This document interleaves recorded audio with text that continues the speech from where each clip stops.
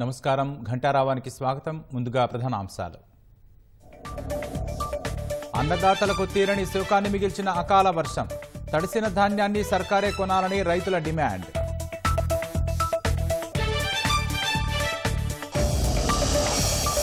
ఊపందుకున్న ఖమ్మం, నల్గొండ, వరంగల్ పట్టభద్రుల ఎమ్మెల్సీ ప్రచారం. ఉత్సాహంగా ఓటర్లను కలుస్తున్న ప్రధాన పార్టీల అభ్యర్థులు.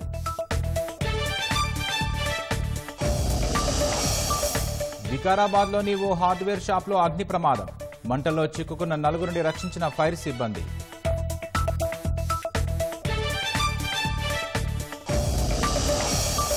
కేజ్రీవాల్ సహాయకుడు భౌతిక దాడికి పాల్పడ్డారన్న స్వాతి మాలివాల్. విచక్షణారహితంగా కొట్టారని వాంగ్మూలంలో సంచలన ఆరోపణలు. మానవ హక్కులపై భారత్కు పాఠాలు చెప్పొద్దు, అవి ఏమాత్రం పనిచేయవన్న అమెరికా చట్టసభ సభ్యులు.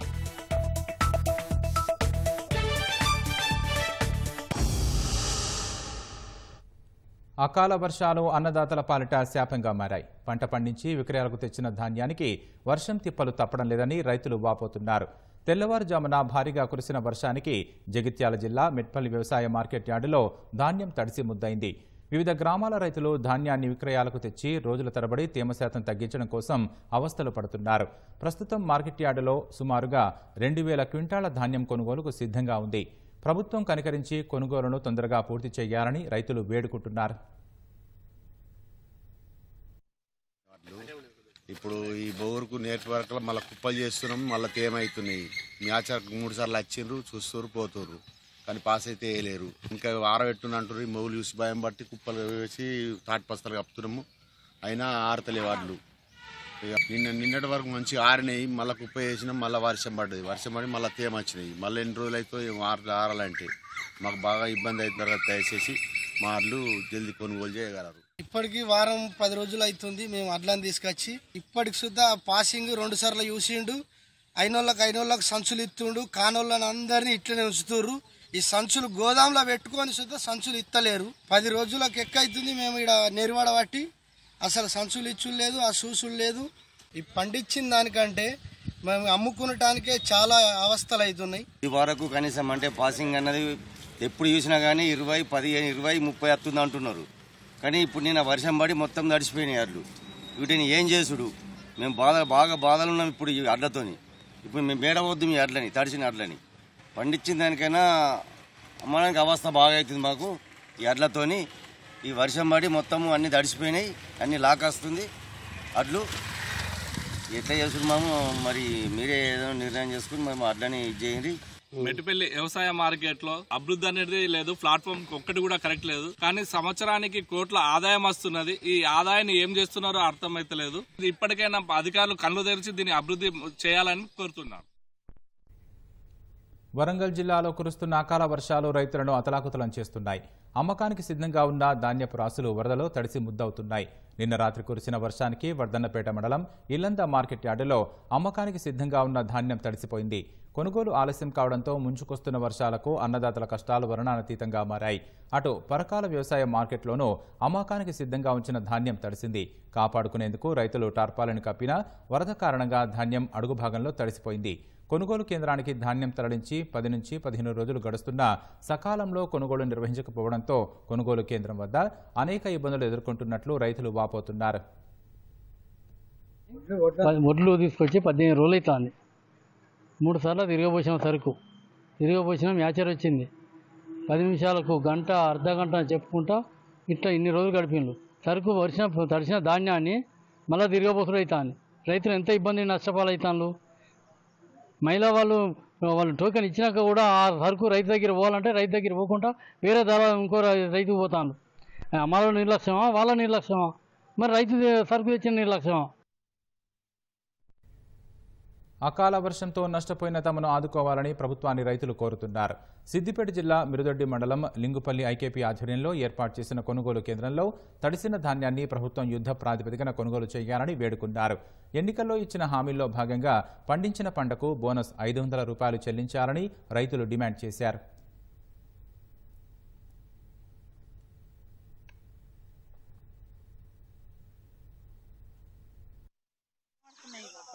వీడియో కూడా చేయనా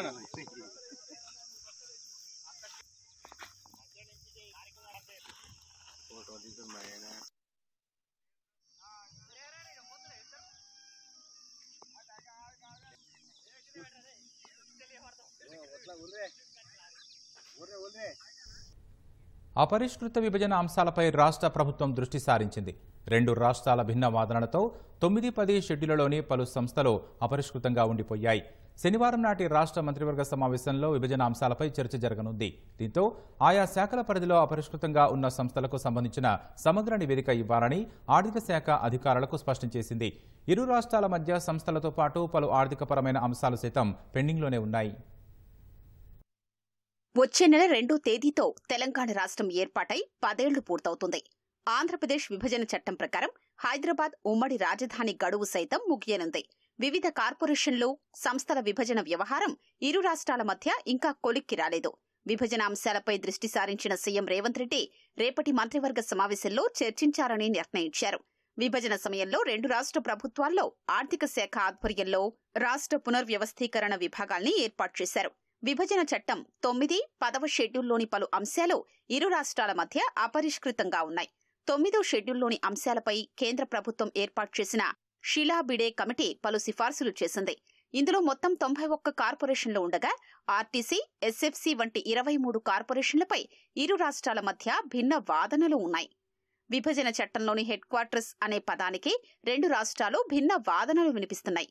కేవలం సదరు కార్పొరేషన్ ప్రధాన కార్యాలయాన్ని మాత్రమే హెడ్ క్వార్టర్స్ గా పరిగణించాలని తెలంగాణ అంటోంది. అయితే హైదరాబాద్లోని సదరు కార్పొరేషన్ అన్ని కార్యాలయాలు, భవనాల్ని హెడ్ క్వార్టర్స్ గా పరిగణించాలని ఆంధ్రప్రదేశ్ చెబుతోంది. ఈ వివాదాన్ని ముగించేందుకు కేంద్ర ప్రభుత్వం హెడ్ క్వార్టర్స్ అన్న పదానికి స్పష్టతనిస్తూ తెలంగాణ వాదనను సమర్థించగా ఏపీ దీన్ని అంగీకరించలేదు. ఇలా 2 రాష్ట్రాల మధ్య వివిధ అంశాలకు సంబంధించి భిన్నమైన అభిప్రాయాలు ఉండడంతో అవి అపరిష్కృతంగానే ఉండిపోయాయి. అటు 10వ షెడ్యూల్లో మొత్తం 142 సంస్థలు ఉండగా తెలుగు అకాడమీ లాంటి 30 సంస్థలపై ఇరు రాష్ట్రాల మధ్య భిన్నాభిప్రాయాలు ఉన్నాయి. విభజన చట్టం 75వ సెక్షన్ ప్రకారం స్థానికత ఆధారంగానే ఈ సంస్థలు ఆయా రాష్ట్రాలకు చెందుతాయని, అయితే నిబంధనలకు లోబడి సేవలు మాత్రం ఉపయోగించుకోవచ్చని అందులో ఉంది. కేంద్ర హోంశాఖ పలు దఫాలుగా సమావేశాలు నిర్వహించినా ఆయా అంశాలపై ఏపీ, తెలంగాణ మధ్య ఏకాభిప్రాయం కుదరలేదు. దక్షిణాది జోనల్ కౌన్సిల్ సమావేశంలోనూ చర్చకొచ్చినా ముందుకు కదల్లేదు. ఈఎస్ఎల్ నరసింహన్ గవర్నర్గా ఉన్న సమయంలో మంత్రుల కమిటీలు ఏర్పాటు చేసి సైతం చర్చించారు. అయినా కొన్ని అంశాల్లో 2 రాష్ట్రాలు న్యాయస్థానాల్ని కూడా ఆశ్రయించాల్సిన పరిస్థితి ఏర్పడింది. అటు రాజ్భవన్, హైకోర్టు, లోకాయుక్త తదితర రాజ్యాంగబద్ధ సంస్థల నిర్వహణకు సంబంధించి కూడా ఏపీ నుంచి జనాభా ప్రాతిపదికన బకాయిలు రావాలని తెలంగాణ అంటోంది. వీటితో పాటు కార్మిక సంక్షేమ నిధి, వాణిజ్య పన్నులు తదితర బకాయిలకు సంబంధించిన వివాదాలు కూడా ఉన్నాయి. ఏపీ, తెలంగాణ మధ్య విభజన సమస్యల్ని కొలిక్కి తెచ్చేందుకు కేంద్ర హోంశాఖ వివాదాల పరిష్కార కమిటీని ఏర్పాటు చేసింది. కేంద్ర హోంశాఖ సంయుక్త కార్యదర్శి నేతృత్వంలో 2 రాష్ట్రాల ఉన్నతాధికారులతో ఏర్పాటైన కమిటీ దాదాపుగా 30 వరకు సమావేశాలు నిర్వహించింది. ఢిల్లీలోని ఏపీ భవన్ విభజన వ్యవహారం వంటి కొన్ని అంశాలపై ఇరు రాష్ట్రాల మధ్య ఏకాభిప్రాయం కుదిరింది. రేపటి మంత్రివర్గ భేటీకి అన్ని అంశాల్ని నివేదించే పనిలో అధికారులు పడ్డారు. అందులో భాగంగా అన్ని శాఖల నుంచి ఆర్థిక శాఖ వివరాలు కోరింది. రాష్ట్ర పునర్వ్యవస్థీకరణ విభాగం ఈ మేరకు 32 శాఖలకు నోట్ పంపింది. ఆయా శాఖల్లోని కార్పొరేషన్లు, సంస్థలకు సంబంధించిన విభజన అంశాలు, వాటికి సంబంధించిన సమగ్ర వివరాలు ఇవ్వాలని స్పష్టం చేసింది. వాటి ఆధారంగా మంత్రివర్గ సమావేశానికి నివేదిక సమర్పిస్తారు. ఖమ్మం, నల్గొండ, వరంగల్ పట్టభద్రుల ఎమ్మెల్సీ స్థానానికి జరగనున్న ఎన్నికకు ప్రచారం ఊపందుకుంది. ప్రధాన పార్టీల అభ్యర్థులు ప్రచారం నిర్వహిస్తున్నారు. ఖమ్మంలో భాజపా, భారాస అభ్యర్థులు ఉదయం నడక కోసం వచ్చిన వారితో ముచ్చటించి ఓట్లను అభ్యర్థించారు. భాజపా అభ్యర్థి Gujjula Premender Reddy SR, BG, NR కళాశాల మైదానంలో ఓటర్లను కలిశారు. ఖమ్మం ఎంపీ అభ్యర్థి వినోద్ రావుతో కలిసి ప్రచారం చేశారు. అటు భారాస అభ్యర్థి రాకేష్ రెడ్డి సర్దార్ పటేల్ స్టేడియంలో ఉదయం నడకకు వచ్చిన వారిని కలిసి ఓటు అభ్యర్థించారు.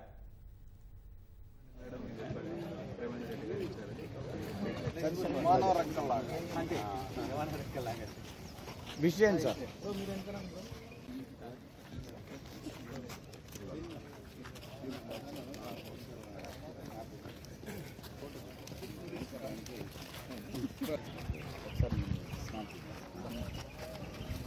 నమస్తే.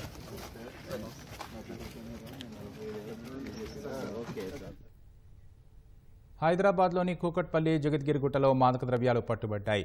నిషేధిత ఎంఎండీఏతో పాటు గంజాయిని మాదాపూర్ ఎస్ఓటి పోలీసులు స్వాధీనం చేసుకున్నారు. కూకట్పల్లిలోని శేషాద్రి నగర్లో శైలేష్ రెడ్డి, రాజశేఖర్ రెడ్డి అనే నిందితుల నుంచి పోలీసులు 3 గ్రాముల ఎంఎండీఏ డ్రగ్ను స్వాధీనం చేసుకున్నారు. బెంగళూరులో పనిచేస్తున్న వీళ్ల మిత్రుడు ప్రేమ్ సాయి నుంచి డ్రగ్స్ తెప్పించుకున్నట్లు పోలీసులు తెలిపారు. ప్రేమ్ సాయి పరారీలో ఉన్నాడని వివరించారు. మరో కేసులో జగద్గిరిగుట్ట, తులసీనగర్లో తిలక్ సింగ్, అఖిల్ శివ అనే 2 నిందితులను అదుపులోకి తీసుకున్నారు. వారి నుంచి ఉన్న 3 గ్రాముల MMDA డ్రగ్తో పాటు 45 గ్రాముల గంజాయిని స్వాధీనం చేసుకున్నారు. ఆస్తి పంపకాలు కొలిక్కిరాక తల్లి మృతదేహాన్ని శవపేటికలోనే ఉంచిన ఘటన సూర్యాపేట జిల్లా నేరేడుచెర్ల మండలం కందులవారిగూడెంలో జరిగింది. వేం వెంకటలక్ష్మి లక్ష్మమ్మ దంపతులకు 2 కుమారులు, 3 కుమార్తెలు ఉన్నారు. చిన్న కుమారుడు గతంలోనే మృతి చెందాడు. లక్ష్మమ్మ నేరేడుచెర్లలో చిన్న కుమార్తె దగ్గర ఉంది. ఇటీవల లక్ష్మమ్మ కాలు జారి కింద పడ్డారు. దీంతో ఆమెను మిర్యాలగూడలోని ఆసుపత్రికి తరలించారు. పరిస్థితి విషమంగా మారి మరణించింది. ఆమె మృతదేహాన్ని ఇంటికి తీసుకొచ్చిన తర్వాత ఆస్తి పంపకాలు తేలే వరకు అంబులెన్స్ను తరలించేది లేదని ఆమె కుమార్తెలు తేల్చి చెప్పారు. లక్ష్మమ్మ దగ్గర 21 లక్షలు ఉన్నట్లు, వైద్య ఖర్చుల నిమిత్తం 6 లక్షలు చిన్న కుమార్తెకు ఇచ్చి మిగిలిన 15 లక్షల కుమారుడు తీసుకున్నారు. 20 తులాల బంగారంను 3 కూతుళ్లకు పంపకాలు జరిపారు. ఆస్తి పంపకాలు కొలిక్కి వచ్చిన అంత్యక్రియల కొరకు డబ్బులు ఇస్తేనే తలకొరువు పెడతారని పట్టుబట్టాడు. దీంతో లక్ష్మమ్మ మృతదేహం శివపేటకులోనే ఉంది.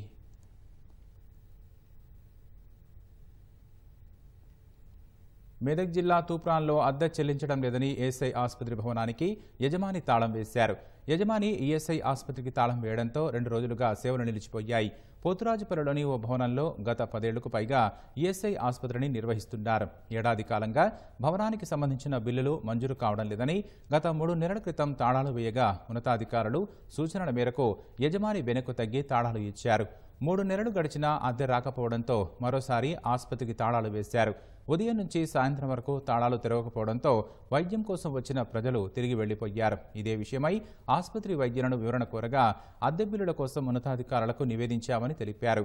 బిల్లులు చెల్లించే వరకు యజమాని తాళాలు తెరవబోరని స్పష్టం చేస్తున్నారు. ESI హాస్పిటల్కు నేను హౌస్ రెంట్గా ఇచ్చినాను. వాళ్ళు రెంట్ ఇవ్వకపోగా రెంట్ పెంచడం కూడా లేదు. వారం 10 సంవత్సరాలు ఇప్పటి వరకు అదే రకంగా కొనసాగుతుంది. కానీ పెంచడం మాత్రం వాళ్ళు మా డిమాండ్ని అసలే తీసుకుంటలేరు. కాబట్టి మాకు రెంట్ పెంచే విధంగా ఉంటే రావాలి, లేకపోతే కాల్ చేసి వెళ్ళిపోయారు. ఎవరు స్పందించలేదు. ఏమన్నా LDC వారు మాట్లాడారు. ఏమన్నా వాళ్ళు ముందు మాటనే మాట్లాడుతున్నారు కానీ ఇంకా కొత్త మాట ఏం లేదు. సుమారు 1 నెల 15 రోజులు అయింది. 15 రోజుల టైం నుంచి ఇప్పటి వరకు మెయిన్ డిమాండ్ రెంట్ పెంచాల. తర్వాత నెల మనకు అకౌంట్లో వచ్చేటట్టు ఉంటే ఇస్తున్నాం, లేదంటే ఖాళీ చేసుకోవచ్చు. వికారాబాద్ జిల్లా రామయ్యగూడ రోడ్డులోని ఓ హార్డ్వేర్ షాప్లో అగ్ని ప్రమాదం చోటు చేసుకుంది. తెల్లవారుజామున 4 గంటల సమయంలో దుకాణంలో ఒక్కసారిగా మంటలు చెలరేగాయి. స్థానికులు వెంటనే అగ్నిమాపక సిబ్బందికి సమాచారం అందించగా గంటపాటు శ్రమించి మంటలో చిక్కుకున్న 4గురిని రక్షించారు. అనంతరం భారీగా ఎగిసిపడుతున్న మంటలను అదుపులోకి తీసుకువచ్చారు. ప్రమాదంలో ₹1,50,00,000 వరకు నష్టం జరిగి ఉంటుందని షాప్ యజమాని తెలిపారు. స్థానిక ఎమ్మెల్యే, శాసనసభాపతి గడ్డం ప్రసాద్ కుమార్ బాధితులకు న్యాయం జరిగేలా చూడాలని అధికారులకు సూచించారు. కరీంనగర్ జిల్లా రామడుగు మండలం వెలిచాలలో ఇందిరమ్మ కాలనీ వాసులు సౌకర్యాల లేమితో నివాసానికి అవస్థలు పడుతున్నారు. వైఎస్ రాజశేఖర రెడ్డి హయాంలో పలు గ్రామాల వారికి ఇళ్ల స్థలాలు కేటాయించారు. 3 విడతల్లో స్థలాలకు పట్టాలు ఇచ్చారు. మొదటి విడతలో పట్టాలు పొందిన వారు ఇళ్లు నిర్మించుకుని నివాసం ఉంటున్నారు. 2, 3 విడతల్లో పట్టాలు తీసుకున్న వారు రుణం మంజూరు కాక బేస్మెంట్ వరకు నిర్మాణం చేసి వదిలేశారు. మరికొందరు పట్టాలు పొందినా నిర్మాణం చేపట్టని వారి నివాస స్థలాలను అధికారులు స్వాధీనం చేసుకున్నారు. ఇళ్లు నిర్మించుకుని నివాసం ఉంటున్న వారు సమస్యలు వేధిస్తున్నాయని వాపోతున్నారు. ఇళ్లకు ఇంటి నంబర్లు కేటాయించడంతో పాటు విద్యుత్తు, తాగునీటి సౌకర్యాన్ని కల్పించాలని ప్రభుత్వాన్ని వేడుకుంటున్నారు. పట్టకాయిదం ఇచ్చి 10 సంవత్సరాల నుంచి తిరిగితే ఇప్పుడు 2 నెలలు అయింది సార్ పట్టకాయిదం వచ్చి. అది వాటర్ లేవు, నేను పోయి అక్కడ ఉంటా, నాకేం లేవు సార్ అని పోయి ఎంఆర్ఆవు కలిసిన. ఎంఆర్ఆవు ఏమన్నాడు, మీకు కాంగ్రెస్ ఇచ్చింది కదనమ్మా, కాంగ్రెస్ అత్తేనే మళ్ళీ అది అత్తేనే మీకు అక్కడ ఏదన్నా సవలత అవుతుంది, అంతవరకు మీరు మమ్మల్ని అడగద్దు అన్నాడు. కలెక్టర్ పోతే అమ్మ చెప్తా నేను అని అక్కడ అన్నారు. కలెక్టర్ తిరిగి సార్ ఒక 10,000 వచ్చినాయి సార్ నాకు కలెక్టర్ ఆఫీస్కి వచ్చి. నేను తిరిగి ధర్నా చేసిన సూత ఒకసారి బిల్లు ఇవ్వకపోతే సూత ధర్నా చేస్తే ఆమె ఉండే, ఆమె పాపం అప్పటికప్పుడు పిలిపించి 30,000 శాంక్షన్ చేసి ఇచ్చింది నాకు. సార్ వాటర్ కోసము కరెంటు కోసం అసలు 15 సంవత్సరాలు ఇల్లు కట్టి ఇవాళ వాటర్ లేదు, కరెంటు లేదు. తిరిగి తిరిగి కాళ్ళన్నీ మొత్తం పోతున్నాయి సార్. నాకు అసలు కాళ్ళు నడవతలేవు. ఇప్పుడు 2 ఏళ్ల నుండి కరెంటు నీళ్ళ కోసం తిరుగుతున్నాం సార్. ఏ మేడం పట్టించుకుంటలేదు సార్, పట్టించుకుంటలేరు. కలెక్టర్ ఆఫీస్కి పోతే సార్ ఎంక్వైరీకి పంపిస్తామమ్మా అన్నాడు. మొన్న 2-3 రోజులు పొద్దంతా ఉండిపోయినాం సార్. అయినా ఎవ్వరు రాలే, పట్టించుకోలే సార్. మొన్న రామడుకు పోయినాం, అక్కడ కూడా వస్తామమ్మా చూస్తామన్నారు. అక్కడ కూడా ఎవ్వరు రాలేదు సార్. గుండారం అంటే గుండారం పోయినాం సార్. ఎక్కడికి పోయినా ఎవరు పట్టించుకుంటలేరు సార్. పిల్లలు చిన్న పిల్లలు ఉన్నారు సార్. పాములు పురుగులు ఉన్నాయి. పొద్దంతా ఉండిపోతున్నాం సార్. నైట్ ఉండాలంటే మాకు భయం అవుతుంది సార్. కొంచెం సాయం చేయండి, కరెంటు నీళ్ళు ఇప్పించండి సార్. ఇది కంప్లీట్ ఎవరు దగ్గర పోయినా కానీ ఎవరు రాజకీయ నాయకులు ఎవరు పట్టించుకుంటా లేదు. కాబట్టి మేము గరీబ్ వాళ్ళం, పని చేసుకుంటూ బతకడం. ఇది మాకు ₹1 కూడా లోన్ శాంక్షన్ చేయలేదు. చేయకుండా కానీ మేము కూలీ నాలు చేసుకొని ఇది కాయ కష్టం చేసుకొని ఈ ఇల్లు మేము నిర్మించుకున్నాం. పని చేసుకొని బతకటోళ్ళం మేము. మాకు ఇంటి నంబర్లు ఇవ్వాలి, నీళ్ళ సౌకర్యం ఇవ్వాలి, మాకు కరెంటు రావాలి. ఇస్తే మేము ఇక్కడ ఉంటాము. నల్గొండ జిల్లా హాలియాలో ఆవులతో వెళుతున్న డీసీఎం ప్రమాదానికి గురైంది. వాహనం డివైడర్ను ఢీకొట్టింది. ఈ ప్రమాదంలో 5 ఆవులు మరణించాయి, మరికొన్ని గాయపడ్డాయి. గాయపడిన ఆవులను గోశాలకు తరలించి చికిత్స అందించారు. ఆవులను కోదాడ నుంచి దేవరకొండకు తరలిస్తుండగా ప్రమాదం జరిగింది.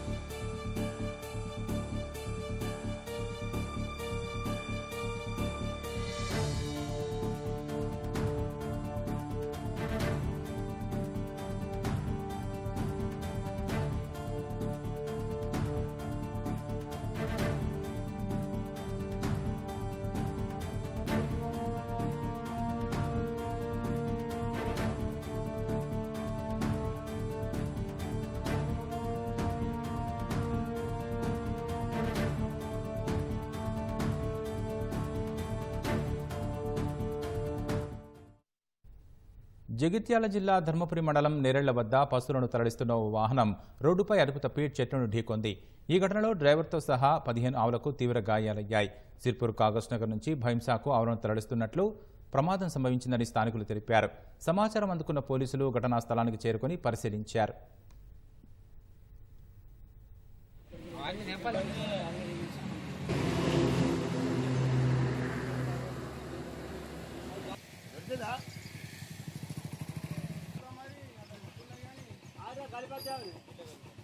కాళ్ళు కట్టిరు అదే మెడకు కాళ్ళ కట్టిరా.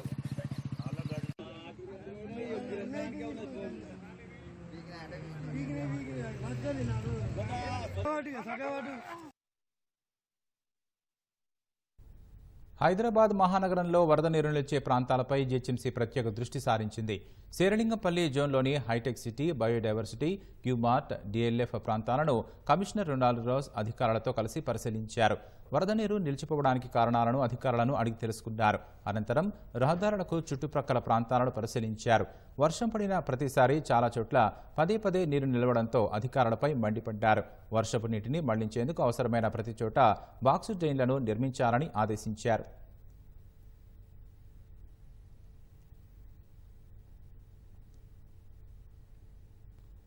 డాక్టర్ రవళి ఇప్పుడు ఈ పేరు తెలుగు రాష్ట్రాల్లో మార్మోగిపోతోంది. విజయవాడలో రోడ్డుపైనే బాలుడికి సిపిఆర్ చేసి పునర్జన్మ ఇచ్చిన వీడియో సామాజిక మాధ్యమాల్లో తెగ వైరల్ అవుతోంది. సిపిఆర్తో బాలుడి ప్రాణం పోసి వృత్తి ధర్మాన్ని నెరవేర్చారని డాక్టర్ అమ్మ చెబుతున్నారు. అత్యవసర సమయంలో ప్రాణాలను నిలబెట్టేందుకు సిపిఆర్ ఎంతో ఉపయోగపడుతుందని, ప్రతి ఒక్కరూ సిపిఆర్ నేర్చుకోవాలంటున్న డాక్టర్ రవళితో మా ప్రతినిధి జయప్రకాష్ ముఖాముఖి. నారాయణ హరి అన్నారు పెద్దలు. ఆ నానుడిని నిజం చేశారు విజయవాడకు చెందినటువంటి డాక్టర్ రవలి. రోడ్డున ఒక స్టూడెంట్ అచేతనంగా పడి ఉన్నారు, నాకెందుకులే అని వెళ్ళిపోకుండా ఒక డాక్టర్గా ఆయనకు వైద్య చికిత్స చేసి బాలుడికి పునరుజ్జీవనం ఇచ్చారు. అసలు ఆ రోజు ఏం జరిగింది అని తెలిపేందుకు మనతోటి డాక్టర్ రవలి ఉన్నారు. వారిని అడిగి పూర్తి వివరాలు తెలుసుకుందాం. చెప్పండి మేడం, ఆ బాలుడు అచేతనంగా రోడ్డుపై పడి ఉన్నప్పుడు అసలు ఆ రోజు ఏం జరిగింది, ఏ విధంగా మీరు చికిత్స చేశారు?